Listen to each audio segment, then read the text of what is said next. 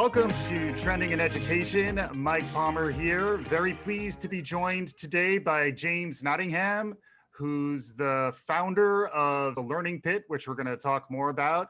He's also the director of Challenging Learning. But before we get into any of that, I'd love to welcome James to the show. So James, welcome to Trending in Education. Thank you, Mike. It's delightful to join you. Yeah, typically when we have someone on for the first time, we like to get their origin story. What got you to this point in your career? Doing a little bit of research coming in, I see that there's quite a bit to talk about, but I'd rather hear that in your own words. So how did you become who you are today in the world of learning? First and foremost, I'm a teacher, and that's how I see myself. That's how I would describe myself. And I went into teaching because school did not work for me. I had such a bad experience. I think elementary school was pretty good. I went to a lot of different elementary schools because I was in a military family and we moved. Mm-hmm. But then my father left the military as I hit middle and high school age. And it was a pretty wretched experience. And I found it really, what should we say, out of kilter with what was going on in life. And this, we're talking early 80s here, and a lot of it was, you remember those transparency films that the teachers would write on, and they'd just have their notes and they'd put it on the overhead projector, and you would copy those notes down and then put the next one and the next one and the next one. And it was stuff that it seemed to me that was just so out of date. Mm-hmm. And I felt as if this was not going to help me in the future. I was not going to go into the military, so I didn't need this stuff. And but I didn't know what I was going to do, and that was the problem. And I felt as if it was somewhat irrelevant. And I don't think that was purely and simply teenage angst speaking. I think it was, a lot of it was outdated. Yeah. And I left school at the age of 16 with no qualifications. I'd done really badly. But then I thought, now what do I do? And a lot of my friends continued in education, and I thought, oh, if they are, I may as well. Yeah. And it was one teacher who stood up for me and persuaded everyone to let me back in because everyone else did not want to let me back in. Mm-hmm. And I kept going purely and simply because I just had no idea what I was going to do next. But even then, it was, this is appalling. I left school and bummed around, worked in a factory, worked on a pig farm, did various things. And then some friends were going off to apartheid South Africa to do some anti-apartheid charity work. And I thought, why not? And off I went to do that with them. And in fact, we were there in February 1990 outside Victor Verster prison when Mandela was released. So it was exciting times. Mm-hmm. And we did lots of things. We worked with a women's cooperative. We worked with a men's hostel. And one thing we did was work in a school. And 500 kids in this squatter camp school, and just 3 teachers for 500 kids. Wow. But those kids rocked up and they were in class sizes, as you can imagine, 150 kids, ranging from newborn babies being looked after by their siblings to 19, 20-year-olds taking a bit of time out to learn. And I found my calling, really. This was my niche. I thought I built rapport with these kids very quickly. Yeah. But as I said to myself, I'm getting more from this than I'm giving to them. I had no training. I was wet behind the ears. I was a recent school leaver. What was I offering? So I was determined to give back. And so I came back to the UK and decided to train to be a teacher. But then it turned out you have to have some grades for that, and I didn't have any grades. So now what do I do? Yeah. And I got a job as a sports coach and a teacher's aide in a school for deaf children, and loved every second of it. And then 3 years later, I was able to get into teacher training based on my experience. And the first tutor I met there turned my idea of education upside down and set me on the path that I'm still on today. So it was in a nutshell, it was about, I really felt that surely I can do a better job than the teachers who taught me. Wow. Yeah. That's profound. There's a lot of directions that we could go from that origin story, but fast forwarding maybe to this idea of the learning pit, which is also something that's been around for some time, and it's reached some scale as well in terms of folks who are adopting it. Can you give us some highlights around what the learning pit is? Yeah, as I went through teacher training, I reflected on that I was a much more resilient learner than a lot of my peers were. And in fact, the tutor who I briefly mentioned before, he introduced me to philosophy for children and this idea of you challenge and you question and you use somewhat of a Socratic method to get people thinking and learning how to learn rather than so much what to learn. And it's that it was designed to be a counterbalance to a very content-laden curricula that you find around the world. And of the 50 people who started that course, only 4 of us finished. Wow. It's extraordinary. So many people dropped out because they thought, I'm not getting the facts. I'm not getting the exam notes that I can use to pass the test.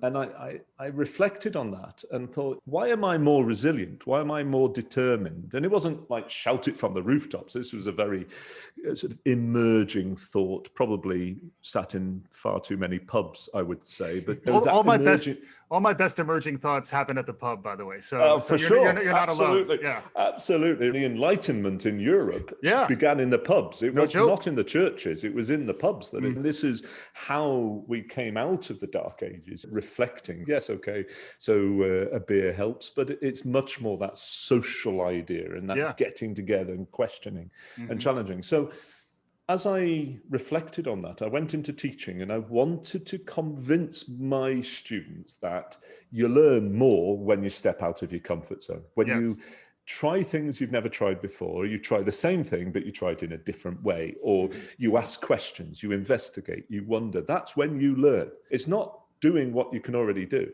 It's doing the other things. And I wanted to convince them of that.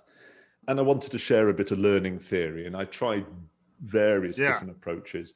I even got into, I said, Vygotsky called it the zone of proximal development. I mean, the kids were just falling asleep. You lose the audience with Vygotsky is tough, and then zone of proximal development. If they're still listening after that, you're doing something magical. You're juggling, you're doing something entertaining. Really, really wasn't. So I think this does not work. So I tried lots of different ways to explain it, and process after process just fell flat.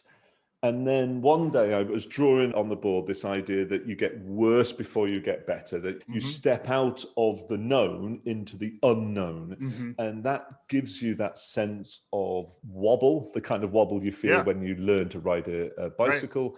It gives you that sense of confusion.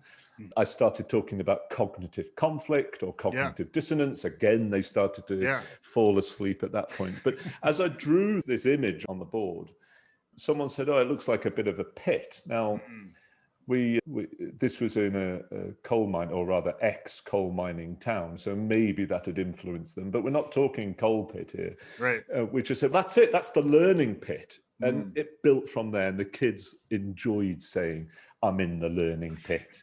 Instead of saying, I'm confused, I'm stuck, I don't get it, they would say, I'm in the learning pit. And it became that sort of, what shall we say, it was a euphemism for being confused. And then that seemed to work. Some of my colleagues got into the language. The parents of the kids would come along and say, what's going on? What is this about? And I'd explain it a bit more.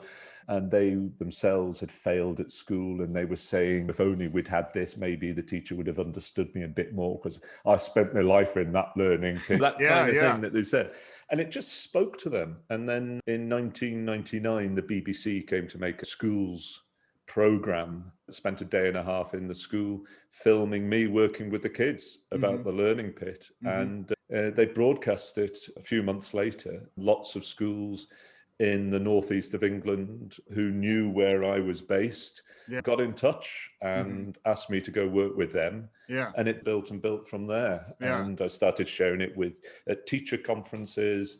And now, today, you do a search online, you'll see 200 million references to the learning pit. So it caught the zeitgeist somewhere, and who knows exactly why, but I'm thrilled that it has. Yeah, and we're thrilled to have you. And just a little tidbit about training and education. I'm known to say things are zeitgeisty. That's been a hook line since we started. So you're in a zone of, hopefully you're not too much in a comfort zone. So I got to shake you a little bit so you can learn from this. But it is really interesting. One thing we do also talk frequently about is the emerging awakening around social emotional learning, and a lot of what you're describing seems more in line with that, perhaps in a language that is a little more connected and resonant to adolescents and folks maybe early on their learning journey. Can you talk about the emotional aspect of learning? And then also Vygotsky, can't get away from him, but he did talk about the importance of having someone there to help you bridge through these pits, which is in many ways the role of the good tutor, the great coach, the great teacher. Can you talk about the emotional aspect and the idea of having the support and the guidance of someone like yourself or a teacher? Sure. Well, I think the link to the social and emotional aspects of learning are extremely strong with the learning pit. And the learning pit works in every curriculum area. But I think if I had to pick one that it was a perfect hand in glove fit, then it would be social and emotional learning, because it helps students to wonder, to collaborate, to care about each other more. In actual fact, the reason my colleagues in the schools I taught in got very interested in the learning pit was not because I talked about it, not because I shouted about it, but because of the impact on students' behavior and their both their intrapersonal as well as their interpersonal relationships. And these kids, they had a lot of challenges going on in their lives, and yet their behavior improved in school. They supported each other better. There was a much more assurance, self-assurance and group assurance. There was a better sense of resilience. Yes, we got better test grades as well, but that's not what I was interested in particularly. It was much more about that holistic. And my colleague said, "What's this? What's going on? What are you doing?" And I said, "It's about the learning pit." And some colleagues say, "They have a tough enough life as it is. What on earth are you trying to make it tougher?" And I said, "It's a distraction, actually. And it's a wonderful distraction.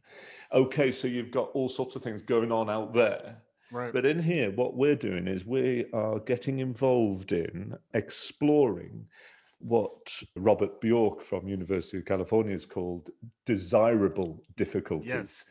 It's not just difficulties, it's desirable difficulties. I was designing them, and it wasn't being by themselves. A lovely story. Sorry to say again, I was in a pub and off I popped to the bathroom. And as I was walking, because this is a very rural pub, and so the gentlemen's toilets were out the back, almost behind the bushes in effect. And I was walking through the dark and heard this voice saying, "Hello, sir." And now, I know in many parts of the US, kids will use the word sir as a mark of respect, but we only use if you're addressing a male teacher. That's the only time. So I heard, "Hello, sir," and I'm thought, oh, hell, it's one of my ex-students here.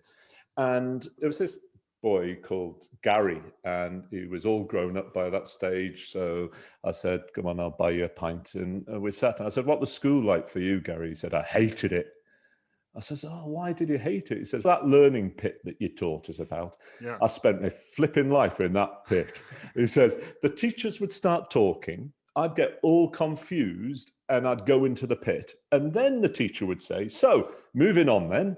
He said, "I used to think to myself, 'What do you mean moving on? Don't leave me here. Don't leave me behind.'" He said, "But that's what happened." And I said, "So did he hate all of school?" He said, "No, I loved those lessons where you got us all into the learning pit." And I said, "You've just said you hated being in the learning pit." He said, "No, I hated being in the learning pit by myself. But when you got everybody into the learning pit, I used to think, 'Welcome to my world. Let me show you around. Can I make you a cup of tea?'" And he says, "And I used to help these, like the brains of Britain, all these kids who would get top grades. The moment they hit a mistake, the moment they got something wrong, they crumbled. Whereas for me, that was my life. And I knew how to deal with it. And I held their hand and I helped them." And he said, I learned so much from it. And his story then went from there. He left school at the age of 16. He started a window cleaning business the very same day. Yeah. And he was 18 years old when I was sat chatting with him. And at that age, he was already employing 42 people in his window cleaning Wow. business. I mean, Yeah. extraordinary. Do you think Gary ever thought, what if I don't get any customers? Mhm. Or what if some of the customers don't pay? Or what if something happens? No, this boy had developed such resilience, creativity, determination. Mhm. But the thing that really chokes me is that he said, do you remember, and I won't mention his name just in case, but he said his best friend from school. Now, they were like, they joined at the hip almost. They were best pals through the whole of school. But they were opposite ends of the success spectrum in grades. Yep. And this boy, he was just the genius of the school, and he got to go to Oxford University. Now, that's one of our Ivy League, of course. Yeah. And no kid from that town had ever made it to Oxford University. There was a massive fanfare about it, and he lasted one semester before he dropped out. And I said, oh, I'm gutted to hear that. What happened there? Yeah. And he said he just didn't know how to handle not being the brightest kid anymore. Yeah. I said, so what's he doing now? And he says he's a drug addict. Yeah. And it just spoke so much to me. That boy that I've just mentioned, he was one of the kids who got away, because he was one that we all looked at and said, he's brilliant. Some people said he's gifted. He was rewarded again and again, but he was never really challenged. Yeah. He was never given that sense. He never really had to get into his zone of proximal development. He never had to learn how to. I'm sure Carol Dweck's work on growth mindset. You know what? Growth mindset does not matter at all unless you're challenged. If things are easy, it doesn't matter what mindset you're in, because you just do it. Mindset only makes a difference when you're facing problems, when you're facing challenges, when you're struggling with something. Yeah. And this boy had very little opportunity to build a growth mindset because he was almost never challenged. Yeah. Yeah. Whereas Gary, who I've been telling you about, of course, can you imagine the number of times he had that opportunity to practice and rehearse and develop this social, emotional learning, this growth mindset, this willingness, this entrepreneurial thinking. It's remarkable. Right. Yeah. The resilience and grit that is necessary to really thrive in these challenging times is an interesting counterpoint to this notion of fragility that is out there as well, where, folks who are not really challenged or haven't had to overcome things. And that's why I imagine even your personal tale, which seems like it is integrated very deeply into your training and the fact that you left school and yet were able to recover. I do imagine for many students in those or teenagers in those challenging points in their lives to see through your example that there is hope, and then to also have the emotional support of someone who's been there. You can almost normalize. Another expression that's out there these days is getting comfortable being uncomfortable. It sounds very much that's foundational to what you're doing with the Learning Pit. And just so I understand a little bit better, what is the product? Who is it designed for? How do people use it? Can you maybe give some more practical advice if any of our listeners wanted to learn more? Yeah, it's for anybody and everybody. In a sense, it's a language that we can use. I designed it as a teacher, and so I imagined it would be useful for teachers. And you can go to literally dozens upon dozens of countries these days and walk into classrooms and see images of the Learning Pit on the wall. But the Financial Times newspaper, and you can guess what that writes about over here in the UK. They had an image of the Learning Pit recently saying that we have to learn how to go through the Learning Pit when we're talking finance, when we're talking economics. I think learning is for everybody. Of course, it's for everybody. Right. The famous cellist Pablo Casals, at the age of in his 90s, he would rehearse every single day. And somebody said, "Why do you rehearse at your age with your expertise?" And he said, I think I'm getting better.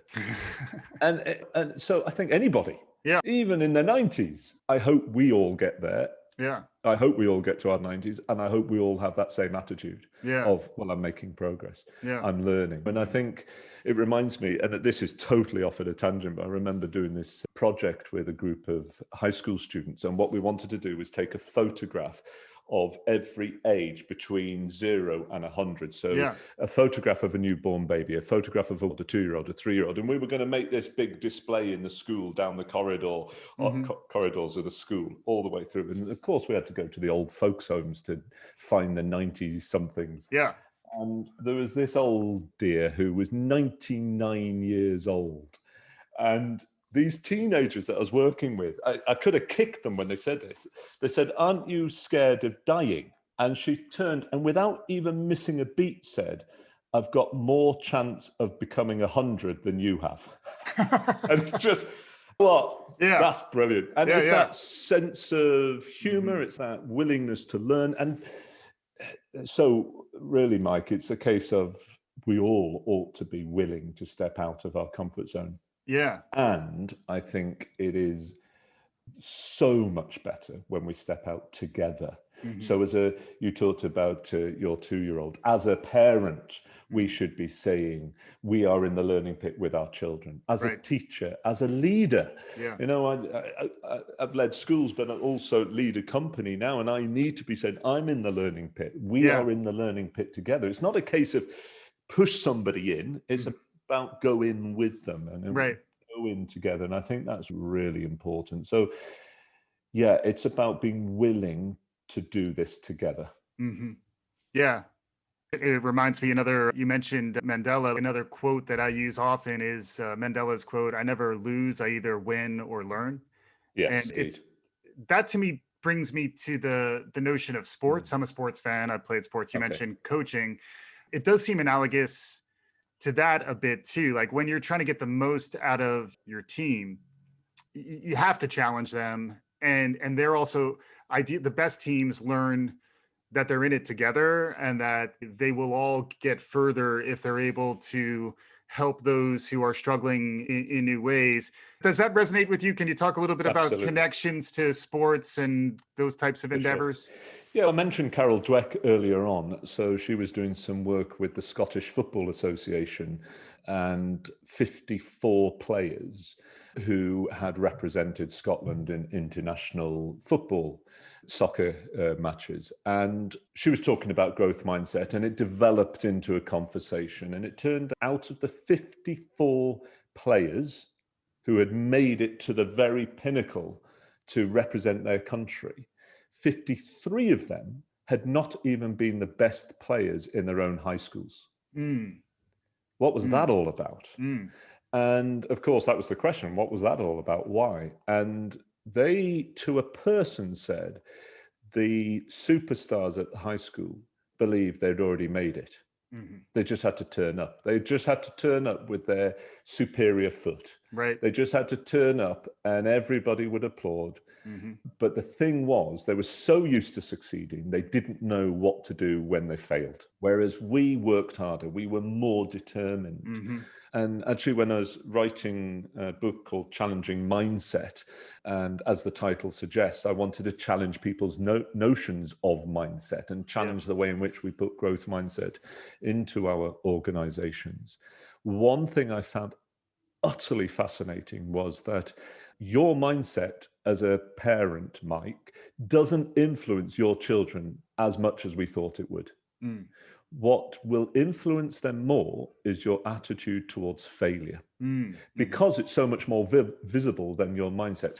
I hope to be in a growth mindset. I try to be in a growth mindset. Often I'm in a fixed mindset, but I try to be in a growth mindset as much as I can. But even when I am in a growth mindset, my own children, I've got 3 kids, they don't know which mindset I'm in, but they can see how I respond to failure. Mm. If you or I respond to failure in terms of, that was a stupid thing to do, I should never have done that, Right. I'm never even going to think about doing it again, that's quite likely to put the people you influence, whether that's children or adults, is likely to put those people you influence into a fixed mindset, because it's giving them that idea that failure is the end of the road.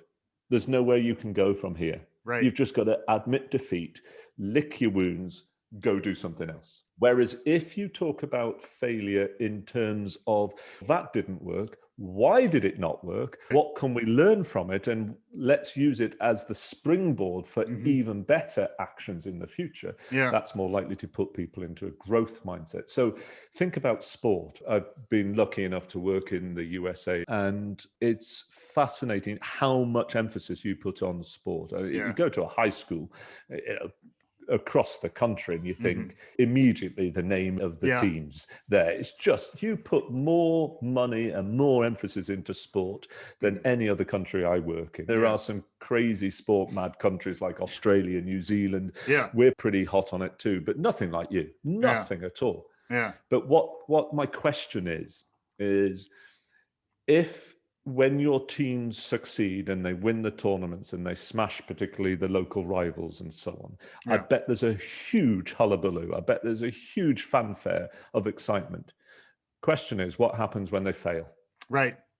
What goes on then? And is it this, I wonder and I worry whether there's this sense of public celebration and private investigation into failure. And so what does that do for the non-athletes or the wannabe athletes, the ones who aren't quite in the team yet? What are they thinking? Are they thinking we dare not fail? And if they're thinking they dare not fail, are they even going to take the risk to take the next step up? And this is about saying, no, we don't want to fail. Of course we don't want to fail. But you know what? We're going to fail. We're going to fail at times. And it's, how do we deal with it? So as parents, as grandparents, one of the best things we can do for our children is talk to other adults about failure and make sure the children are eavesdropping. Because if they're eavesdropping, they're going to be listening a whole lot more. And let's talk about, I failed and this is what I've done, or I think we're failing, or we've just failed. What are we going to do about it? And talk very much about, that didn't work, so we're being honest, but then we're saying, why did it not work? So in other words, we're willing to investigate it. We're willing to ask questions. So that didn't work. Why did it not work? What can we learn from it? And what are we going to do next to design our way out of this situation? It's really important that we make sure they know failure is a stumbling block, not a dead end. It's interesting, as you were speaking to it, made me think of, for some people, and maybe this is if they're in the learning pit and they understand it the right way, failure can be a motivator. As long as there's enough belief that I can get to the other side.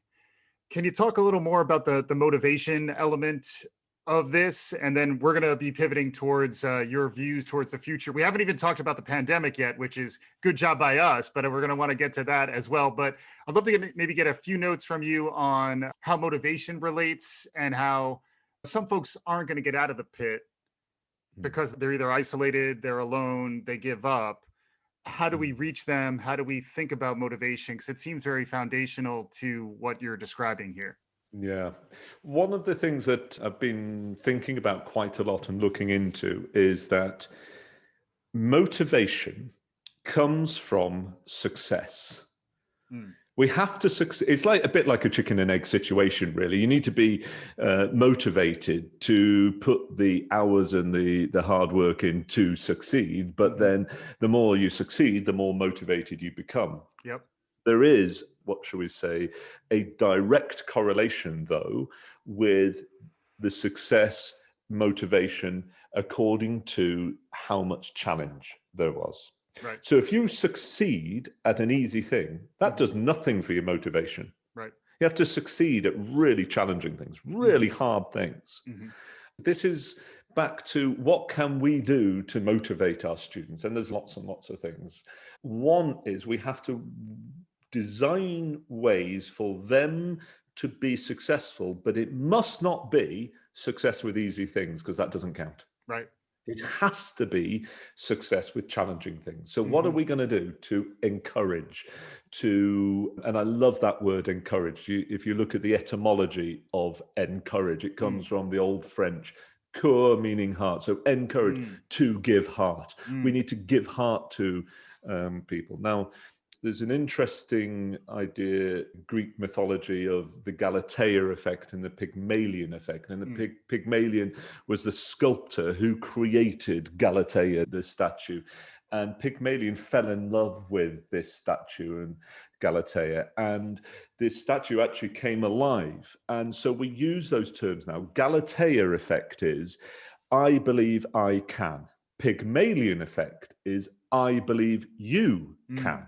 So if we've got a child, or doesn't have to be a child, it could be an adult, with that sense of that Galatea effect, they're thinking, I can and I will and I'm determined to, then that's powerful. If you've got teachers or parents or grandparents or managers or leaders who have that Pygmalion effect, I believe you can, that's powerful. And imagine what happens if you've got both Galatea and Pygmalion at work. So I think there's too many teachers I've heard who say, but those kids don't believe in themselves. They just don't. Okay, so that means that the Galatea effect does not exist at the moment with those kids. That doesn't stop you having the Pygmalion effect. That doesn't stop you believing in them. Act as if you believe always that they're going to succeed. So then what happens is, the more they do succeed at challenging things, the more likely that Galatea effect is going to come alive. And what we want for every single school leaver is them to have that Galatea principle, that they think, I can do this and I'm going to do it. And to connect to the failure thing, how many people do we know who had a significant failure and have been working their backsides off ever since to prove that they're not a failure? Now, probably need years and years of counseling for that as well, but there is that sense that it's all tied in, isn't it? It's a super complex thing. Human beings are, where we're just weird and wonderful creatures, and we're very complex, so there isn't one way to do it, but all of these factors play an influence. And it does bring me to the idea of finding meaning in your life, purpose. Frequently that requires a struggle. You have to overcome something to really create meaning, and then if there's a shared struggle, you can create shared meaning. And that's something that I think many of us are facing these days. I would be curious from your perspective, how 2020 has been. In some ways, it seems like your message was resonant prior to the pandemic. And if anything, there's more attention to teaching. There's more concern about losing kids, losing people, maybe folks giving up, losing that motivation and that sense of purpose. What has this year been like for you, and what lessons have you learned leading the Learning Pit and what you're doing through this very difficult year? The first thing that I learned was when my 3 kids were sent home from school in March and didn't go back to school until September. They drove me absolutely demented. I would rather teach 100 naughty teenagers than my own 3 children at home. It was an absolute nightmare. And I'm sure there's parents all around the world saying the same thing. And one thing was, why can't they just get on without being handheld all the time? Why are they all... My eldest, actually, my teenager, she got on brilliantly, but my younger 2, 7 and 10, it was like they worked for 5 minutes, and then my youngest child, my daughter, she just wanted praise. My middle child, my son, he just said, can I go outside for my PE lesson now? So it was just like, why haven't they learned how to be independent? And then people started to get in touch with me. A lot of parents in our area got in touch with my wife and me because they know that we're in education and said, what do we do? And we're saying, we're pulling our hair out here as well. And it said, why haven't they ever learned how to be independent? Is there too much spoon feeding going on in schools? Yeah. And I think there's far too much in schools, far too much in sports clubs, far too much at the home, far too much. Carol Dweck's work began as a response against the self-esteem movement in the US, where it was this overpraise the kids. No matter what they did, they're marvelous and brilliant and fabulous. It doesn't help. And now that's not to say we do the opposite and we criticize them, but we've got to teach our children how to be independent, how to think for themselves rather than to be spoon-fed all the time. And so parents were getting in touch with us, and then teachers were saying, I'm trying this online learning. It's a nightmare. These kids are all over the place, and then they're distracted by the dog, and then the parents come in and start faffing on with something or other, and it's a nightmare. What are you supposed to do? And why? And so many teachers say, if only we'd taken them through the learning pit so many times before this had happened. Then they would have much more ability to think for themselves, to question, to wonder, to investigate. And I said, it's like that old adage of the very best time to plant a tree was 20 years ago. The second best time is today. Right. So yes, it would have been better to do it before, but we didn't. So let's do it now. So then that comes to a phrase that one of the colleagues said to me actually was that let's not waste this pandemic. This is an opportunity to think about things. And recently I realized that a number of times in my career, I've said, if we can stop the world turning for a year, I'll get all of these projects finished. So maybe I'm the person to blame. Fault. It's my fault that the world stopped turning for a year. But you know what? We've made really good use. I'd done one webinar in my entire career before the pandemic, and it was a complete nightmare. I hated every moment of it because I talked at this computer screen, and the computer screen didn't nod, didn't smile, didn't laugh at my hilarious jokes. There was nothing, zero. And then, so Carmen said, come on, as soon as this pandemic started, let's get on, let's start this, let's do some. And I was very hesitant, but I'm so grateful because learned so much. And actually, I reckon there's an awful lot that we can do through webinars that you can't do in normal situations, so to speak. So I think there's a lot of good, but then I am speaking from a very, shall we say, westernized view. I am what shall we say, maybe a white collar worker might be a way to use it, or I certainly work with ideas. So I'm able to work. Exactly. Worker. So I'm able to work online. I don't have to turn up to the factory like I used to. I don't have to go feed the pigs like I have to. I can go online and I can continue my job. So it's easy for me to say that, but I suppose that we're thinking about teaching. I've been somewhat disappointed that it took a lot of us in education, perhaps too long, to make good use of online technologies.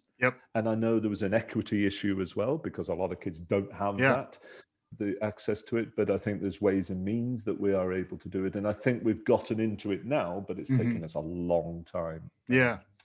But I have to reflect on, we're an international company. We've got 6 companies in 6 countries. And it's really interesting. The countries such as the US, such as the UK, that have had to do blended learning, have had to go for this online learning. I think we've made that shift. We've made a shift in our mindset such that we are prepared to do professional learning online. We're prepared to have meetings online. But if you think about, we've got an office in Australia, and I love Australia. I love the Aussies. I think they've got they're as sorted as you can be in terms of their outlook in the world. But you know what? They didn't have much of a lockdown at all. In the state of Victoria, they did, but the rest of the country didn't need to. And they are still hesitant to do online professional learning. Some leap at it, but there's still quite a lot saying, would rather wait until we can do it in person, because they haven't had to make that mental shift, because they haven't had to be online as much as we have in our country. So, yeah, I think it's been a useful reset. As you might imagine, I'm a frequent flyer, and I haven't missed that for a moment. Right. And I think the planet has benefited enormously from fewer flights, Right. fewer face-to-face meetings. I think the planet's gained significantly from that. So there's a lot of good stuff that's come out of it. Yeah. A lot of problems, of course, and Sure. I don't know, thankfully, I don't know anybody at all connected in my life who's suffered from it. So I am speaking, and I realize I'm speaking from a vantage point of privilege there. So I don't want to underplay the pandemic, but I do want to say we found a silver lining to this very dark cloud that I think has done us the world of good. Yeah. And taking a step back too, it does feel like the discomfort that you find in the learning pit, the zone of proximal development, in many ways, more of us were pushed into conditions that required us to get out of our comfort zones. That is requiring us to develop that resolve and that growth mindset, ideally for those of us who are successfully navigating this. And who knows how to define what success is. I think just showing up is a big part of success. Another part of what we'd like to get from you, though, before we wrap up here, is any perspective on where you see things headed. So we love to get perspectives from a varied set of folks who care about learning in the future. Yeah. What do you see on the horizon? What's capturing your imagination? If you're trying to help our listeners look around the corner a little bit, what do you see on the horizon? And do you have any advice for folks if they want to stay out ahead of some of the emerging trends that we may see? Yeah, one thing I ought to caveat it with, and it might come as a little bit of a surprise, bearing in mind what I've said before, but I do have a pessimistic side to me. And the pessimistic side says, I don't think education will change very much. And I base that on what I've seen and what I've read about and what I know from what it was like a century or two ago. We don't move very quickly at all. And there's many reasons. Still have a summer holiday, for a harvest holiday. How many kids actually, I have to spend my 6 weeks summer holiday collecting in the harvest. Yeah. Come on, how many kids in the 21st century? But we still have this long summer holiday because it's a tradition. So we don't move very quickly. But there are signs that things might improve. In terms of the obvious one, of course, is maybe after 40 years of talking about technology, maybe, just maybe, we're starting to realize its place, that there is a way to communicate in an asynchronous as well as a synchronous way through technologies that can be extremely powerful, that there are ways to give and receive and use feedback that is better done online than it is face-to-face. So I think that's one thing. And I very much hope two things. One is I very much hope that we will think, what were the kids missing during the pandemic? What would have helped them to navigate it better? And I suspect we'll be thinking about independence, resilience, curiosity, ability to be able to learn and explore by yourself, those sorts of things. So what are we going to do about it? And I think the second thing I've seen in some countries, they've stopped the national testing, the national assessments. We haven't here in England yet, but one of our neighbouring countries, Wales, which is part of the UK, they've declared that there will be no summer exams next summer. It's extraordinary. I'm delighted because I think it will then cause them to think, so how are we going to assess progress of our students without doing national tests? And I think you have to get rid of national tests to then create that headspace to work out, so what's the alternative? Because I think far too many people say, I can't think of any alternative, therefore we have to keep them. Yes, technology, I can see the point to it face-to-face and it's fine, and we've got loads of, and we haven't got the time for technology and so on. So I love that the country of Wales is saying, and there's others as well that are saying, that's it, no national tests next year because it's just not fair. That will then give them that time to innovate. And I hope, really hope, that people, countries, states will do that and will say, what do we wish we had before this pandemic? Let's not waste this pandemic. Let's decide what we should have had before, and now let's go and create it. Yes, we should have planted the trees 20 years ago. We didn't. Right. So let's plant them today. Yeah.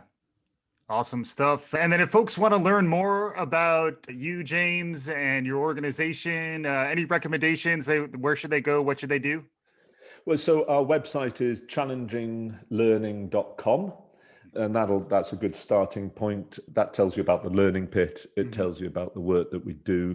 Majority of our work is long-term work with school districts and schools, where we help them to identify where they want to be in 2 or 3 years' time. And we do demonstration lessons, we do coaching, we do leadership work, we do workshops online as well as face-to-face, learning walks, and we help them to get there. And it is making a really big impact in the places we're working. We also do book studies and keynote speeches and all sorts of things. And we've got, as I say, I've mentioned Carmen before. I'm saying it as if everybody knows who she is, but she's Dr. Carmen Bergman, my colleague in the US. She's in central Illinois.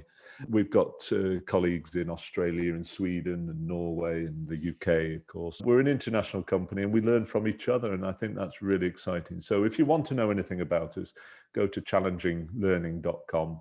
Awesome. Or get one of my books. 10th book came out yesterday. Nice. Absolutely delighted. Congratulations. There you go. Yeah, and also just search for the Learning Pit, and there's many happy returns of your search. And James Nottingham, wonderful conversation. I certainly got a lot out of it, and getting comfortable being uncomfortable is something I think we're all going to have to get used to. The Learning Pit's out there, challenginglearning.com. And for our listeners, thanks as always for listening. James, thanks again for joining us, and we'll be back again soon on Trending in Education.